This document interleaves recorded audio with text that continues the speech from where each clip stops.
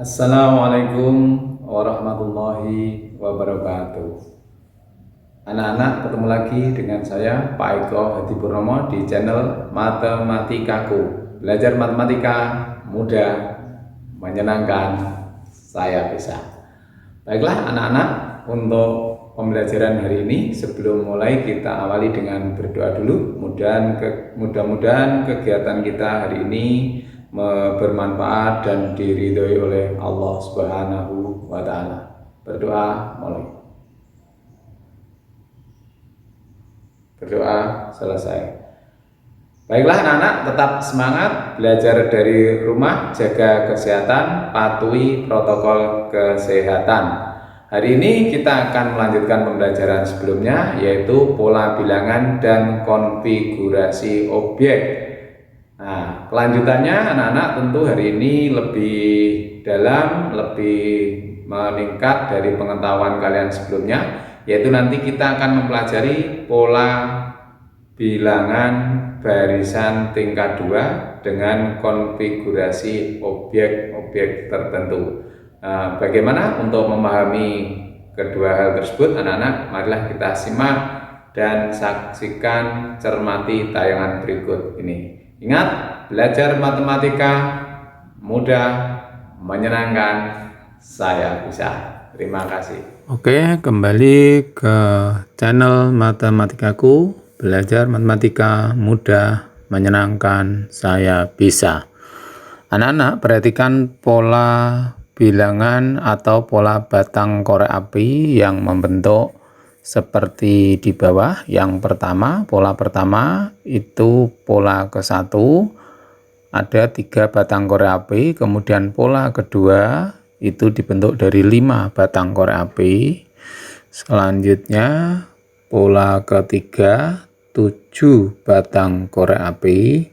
Sedangkan berikutnya pola yang keempat itu dibentuk dari 9 batang korek api. Nah, dari pola-pola itu kalau kita tulis dalam bentuk angka atau bentuk barisan, maka nanti menjadi seperti ini, yaitu 3, 5, 7, 9. Tentunya polanya dengan menambahkan 2 batang pada pola sebelumnya. Nah, 3, 5, 7, 9 ini merupakan salah satu contoh barisan bilangan.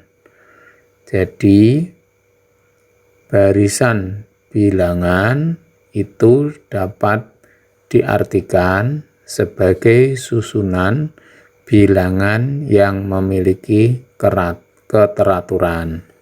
Jadi polanya dengan menambahkan 2 batang pada pola sebelumnya. Itulah contoh dari konfigurasi objek yang membentuk pola bilangan. Berikutnya, perhatikan tentang pola bilangan genap. Mengapa disebut pola bilangan genap? Maka perhatikan sekumpulan kelereng berikut. Yang pertama, atau suku ke-1 atau pola ke-1, ini ada 2 kelereng. Polanya ditulis 2 kali 1 sama dengan 2. Pola yang kedua atau suku kedua, di situ ada 4 kelereng, 2 mendatar, 2 vertikal. Pola ketiga ada 6 kelereng, 3 mendatar, 3 vertikal, berarti 2 kali 3. Pola keempat, 4 mendatar, 4 vertikal, berarti 2 kali 4 sama dengan 8. Jadi pola bilangan genap itu 2, 4, 6, 8. Itu kita sebut bilangan genap. Yang kedua, pola bilangan ganjil. Mengapa disebut pola bilangan ganjil? Perhatikan sekumpulan kelereng berikut. Yang pertama, 1 kelereng, yaitu pola 1, 2 kali 1 dikurangi 1 sama dengan 1. Jadi ini sebenarnya adalah pola bilangan genap dikurangi 1. Pola kedua, 2 kali 2 dikurangi 1. Jadi sebenarnya itu yang 1 hilang, yang 1 dihilangkan, jadi dikurangi 1. Sehingga jadi 3. Pola ketiga yaitu 2 kali 3, jadi yang vertikal sebenarnya 3, dikurangi 1 sehingga 5. Pola keempat, 2 kali 4 dikurangi 1, jadi 7.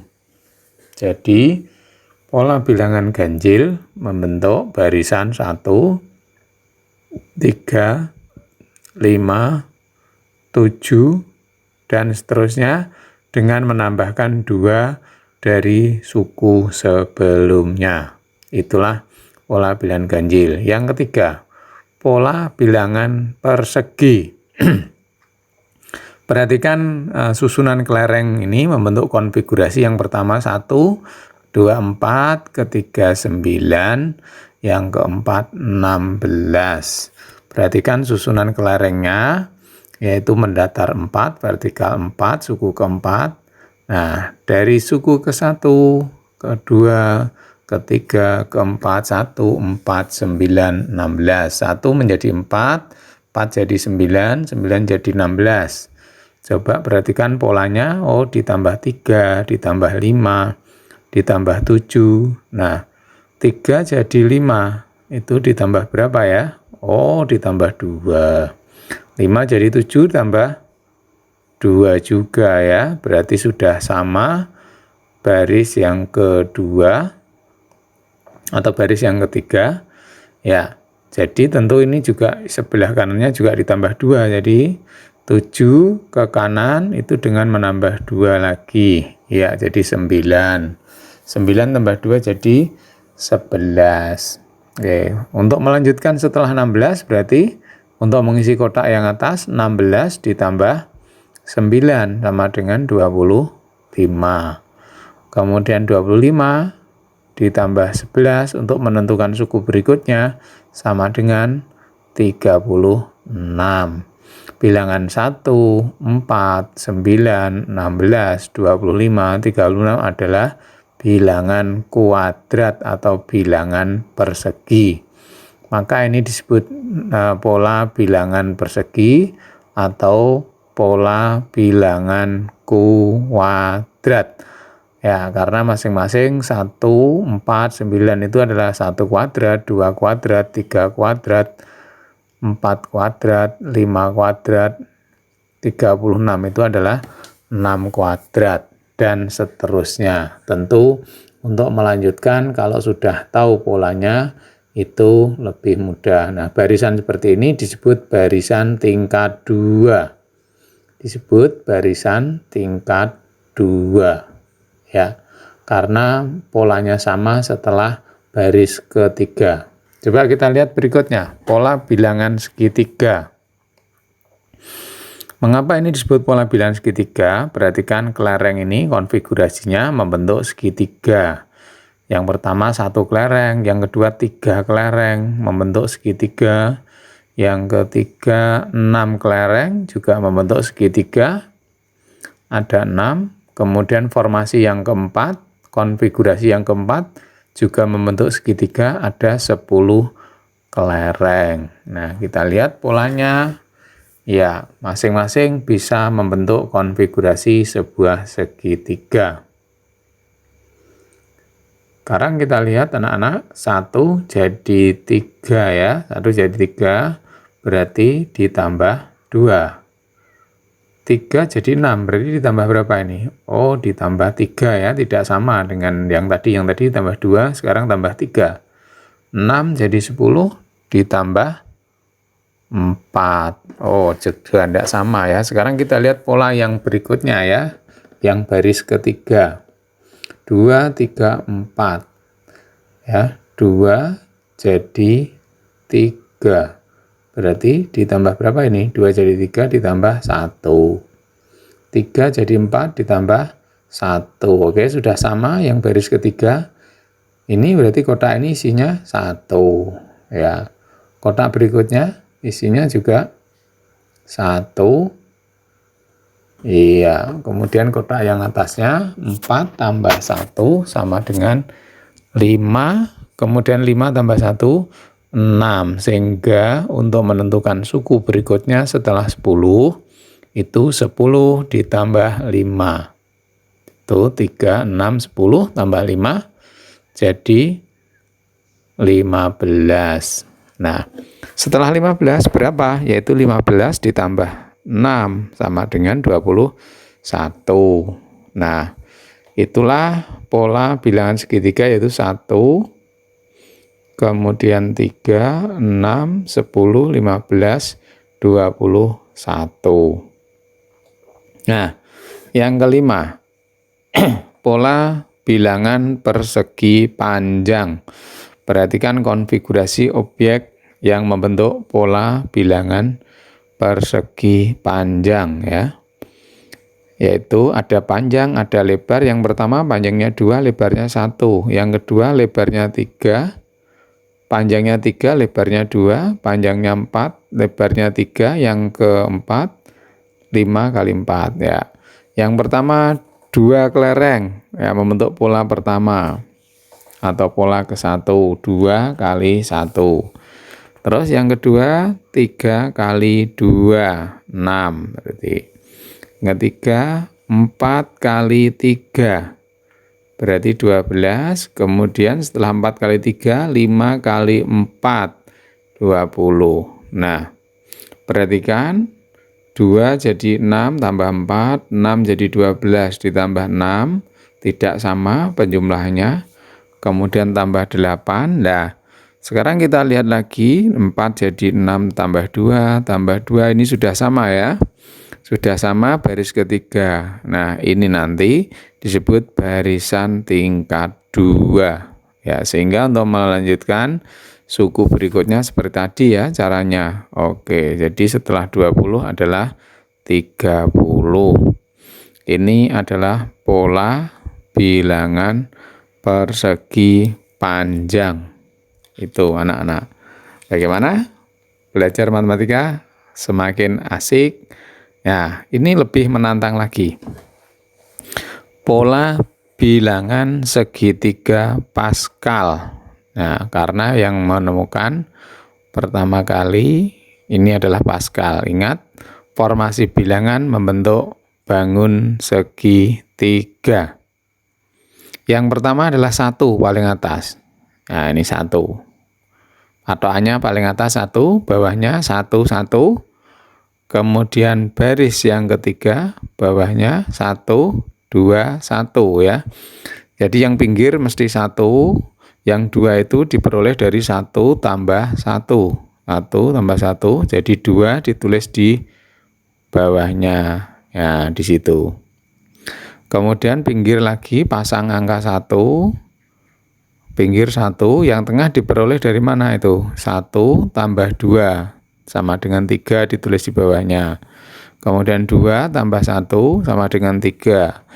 Ya, jadi baris ke-1, baris kedua, baris ketiga, baris keempat. Nah, itu mendatar itu baris kelima dan seterusnya. Yang pinggir kita pasang 1-1, yang tengah kita peroleh dari penjumlahan suku di atasnya. 4, 3 tambah 3, 6, 3 tambah 1, 4. Oke, itu tadi baris kelima, 1, 4, 6, 4, 1. Ya, itu baris kelima ya, baris kelima. Bagaimana dengan baris ke-6, ke-7, ke-8? Sama caranya. Ya, yang pinggir pasang 1, kemudian 1 tambah 4, 5. Kemudian 10, dari 6 tambah 4 juga 10, kemudian 5. Oke, baris berikutnya dengan cara yang sama tentunya. Yang pinggir sukunya 1, yang tengah dengan menjumlahkan 2 suku di atasnya. Maka itu bisa dilanjutkan sampai tak terhingga. Itulah pola bilangan segitiga Pascal. Karena yang pertama kali menyusun itu adalah Pascal. Baik, lebih menarik belajar matematikaku, mudah, menyenangkan, saya bisa. Lihat berikutnya, pola dari batang korek api ya. Pola ke-1, perhatikan anak-anak. Pola ke-1 seperti itu disusun dari batang korek api. Pola kedua, perhatikan. Pola ketiga juga dari batang korek api. Sekarang jawablah pertanyaan ini, yang nomor 1. Tulislah barisan bilangan yang menyatakan banyaknya batang korek api pada masing-masing pola. Pola ke-1 itu butuh berapa batang korek api untuk membuat itu, tulis. Pola kedua butuh berapa batang korek api, silahkan ditulis. Pola ketiga berapa batang korek api, tulis. Itu untuk jawab nomor 1. Oke, jadi 1, 2, 3 itu ditulis banyaknya batang korek api untuk menyusun pola 1, pola 2, pola 3. Yang nomor 2, tentukan banyaknya persegi pada pola keempat dan kelima. Nah, pola keempatnya belum ada, berarti anak-anak membuat sendiri. Nah, banyaknya persegi pola ke-1 tentu 1 ya. 1. Pola kedua banyaknya persegi ada 2. Pola ketiga 3. Pola keempat dan kelima silahkan ditebak ada berapa banyaknya persegi. Boleh digambar, boleh dicoba pakai batang korek api. Yang ketiga, tentukan banyaknya batang korek api pada pola keempat dan kelima. Oke, berarti menyusun pola keempat dengan menggambar boleh, kemudian merangkai dari batang korek api juga boleh didemonstrasikan, kemudian dihitung banyaknya batang korek api yang digunakan untuk membentuk pola keempat dan pola kelima. Itu anak-anak. Oke, kita lanjutkan. Ya, berikutnya masih pola dari batang korek api ya. Pola ke-1 ya, membentuk segitiga. Tentunya karena batang korek apinya sama panjang, berarti segitiganya sama sisi. Pola kedua seperti itu. Pola ketiga juga seperti gambar, silahkan dilihat anak-anak. Pertanyaannya sama dengan tadi. Tulislah barisan bilangan yang menyatakan banyaknya batang korek api pada masing-masing pola. Pola ke-1 butuh berapa batang korek api, dihitung. Pola tulis. Pola kedua berapa banyaknya batang korek api, silahkan tulis lagi.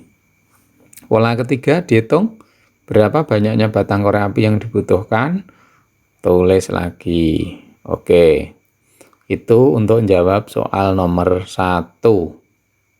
Bagaimana untuk jawab soal nomor 2? Yaitu tentukan banyaknya segitiga sama sisi satu satuan. Nah, segitiga sisi satu satuan pada pola keempat dan kelima. Pola ke-1 tentunya hanya 1 ya, segitiga sama sisi satu satuan. Pola kedua segitiga sama sisi satu satuannya 1, 2, 3, 4. Jadi ada 4. Tulis. Kemudian pola ketiga segitiga sama sisi satu satuannya ada 1, 2, 3, 4, 5, 6, 7, 8, 9. Silahkan ditulis. Kemudian dicoba pola yang keempat dan kelima. Boleh digambar, boleh didemonstrasikan pakai batang korek api anak-anak, silahkan berkreasi. Yang ketiga, tentukan banyaknya segitiga sama sisi pada pola keempat. Bedanya apa? Kalau yang pertanyaan ketiga ini segitiga sama sisi panjangnya sembarang ya, tidak harus satu satuan. Jadi itu bedanya. Yang ditanyakan pola yang keempat banyaknya. Jadi kita lihat dulu pola kedua, banyaknya segitiga sama sisi ada berapa itu? Banyaknya segitiga sama sisi pola kedua ada 1, 2, 3, 4, 5 ya. Jadi yang besar juga dihitung. Jadi ada 5 segitiga sama sisi. Sekarang pola ketiga, ada berapa segitiga sama sisi? 1, 2, 3, yang malik 4, 5, 6, 7, 8, 9, terus yang 2 satuan 10, 11, 12. Oke. Ada lagi? Oh, ada yang besar. Iya, 13. Nah, itu banyaknya segitiga sama sisi pada pola ketiga. Yang ditanyakan pada pola keempat, anak-anak silahkan dijawab. Ada berapa? Tentunya dengan menggambar dulu atau menyusun pola dari batang korek api terlebih dahulu, baru dihitung. Oke, baik anak-anak, lebih mengasihkan ya, masih bermain-main dengan batang korek api. Lihat pola ke-1 ya, sama pertanyaannya analog dengan tadi. Ya, tulislah barisan yang menyatakan banyaknya batang korek api, pola 1, pola 2, pola 3. Yang kedua, banyaknya persegi satu satuan pada pola keempat dan kelima. Nah, masih identik dengan tadi, yang pola ke-1 banyaknya persegi satu satuan 1, pola kedua ada 4, pola ketiga 9 tentunya, pola keempat, kelima silahkan. Ya, yang nomor 3, banyaknya persegi pada pola keempat. Nah, yang nomor 3 itu tentu perseginya tidak harus satu satuan, bisa 2 satuan, 3 satuan, tergantung nanti yang ada ya. Nah, tergantung nanti yang ada pada pola keempat. Pola ketiga kita hitung banyaknya persegi ada 9 yang satu satuan, yang 2 satuan 10, 11, 12, 13. Oke, 13, yang 3 satuan 14. Ya, jadi ada 14 persegi. Oke. Nah, anak-anak semakin menarik bukan untuk belajar matematika? Terima kasih.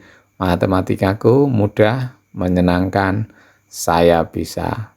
Salam, sampai jumpa di sesi berikutnya. Tetap di channel Matematikaku. Terima kasih. Assalamualaikum warahmatullahi wabarakatuh.